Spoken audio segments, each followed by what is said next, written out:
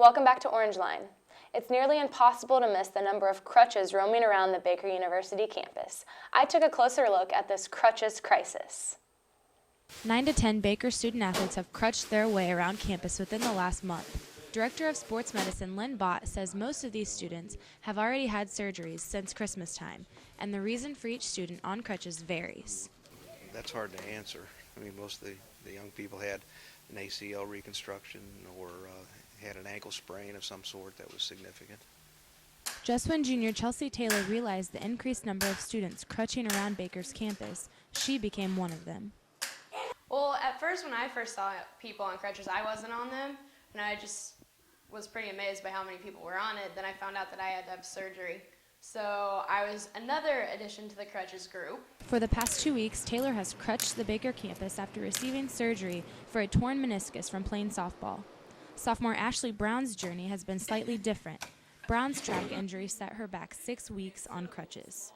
We were running around the gym and there's like a dead spot in the track and my foot rolled and I broke my 5th metatarsal. So. Bott explained that the last time a major increase of students on crutches and receiving surgery was 2 years ago. Student athletes are encouraged to visit the training room at least 3 times a week for treatment and rehab, but have the option of rehabbing wherever they choose.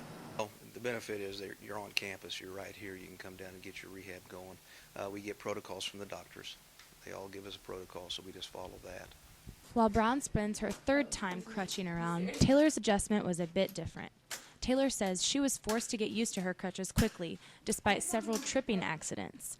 Her least favorite thing about her injury has been the long crutches across campus. The problems on campus is just walking all the way down to like maybe or Case Hall and then trying to go up and down the stairs. I know there's an elevator, but it takes just as much time to go to a different door than just go up or down the stairs. It's kind of scary.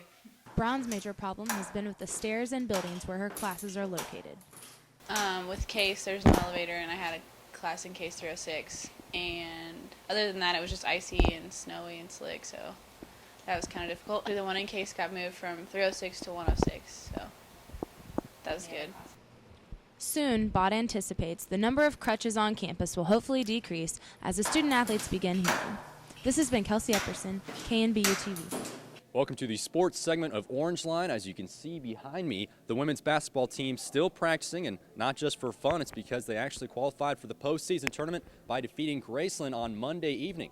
This Baker team finishing the season at 500, but sliding in there good enough to take on Avila, who's in the number 3 spot and has defeated Baker a couple times this season, but BU was happy with their pairing there. In the game against Graceland, Caitlin Schnaden 19 points, Lauren Shufelberger 16. All the seniors scored, so that was fun for senior night. Even Josie McDiffid got in the action with a couple points, and she's going to be leaving to nursing school, so it was a good time for the seniors who were down 18-4 there at the beginning of the game with kind of a weird starting lineup. But then they went on a 28-8 run. Caitlin Schnaden with 8 of those points and really turned it on, up 3 at half, ended up winning by 11. And we caught up with one of the players to talk about their postseason.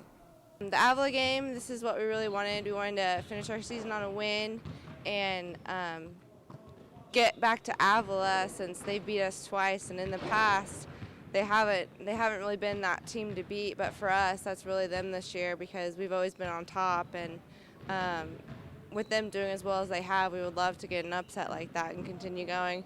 Being the underdogs, I think that we're going in with a lot of confidence, and I mean, we have nothing to lose. The Baker men were victorious on senior night as well, with all the seniors getting into the action. Brett Shaw finishing with 10 points. Brock Antner chipped in with 17. Justin Hauser had 9 and 8 rebounds. And then leading the team was Heath Baird with 22 points. Malcolm Greer, not a senior, but he threw in 21 in this one. Even Jeff Tice out there with 1 point and a couple very strong rebounds. So now this Baker team is going to be facing Mid-America University next week. And Mid-America, the number 1 seed, has beaten Baker a couple times this season. Always a strong opponent, but BU likes their chances here in postseason. We caught up with one of their players. We're pretty confident going in. Obviously, they're a really great team with a good reputation of winning the conference, and obviously this year they're winning it outright again. And but I mean, we just played them about a week ago, and we hung with them in the first half, played really hard, and then we just kind of let it slip away. They got a couple runs going, we didn't stop it. So we definitely know we can hang with them. So we just got to bring the energy and the team effort together, and I think we can get it done. Thanks for that, guys. Thanks for listening to another spectacular episode of Orangeline. I'm your host, Jermaine Edwards. And I'm Kelsey Epperson. Stay tuned for next week's episode.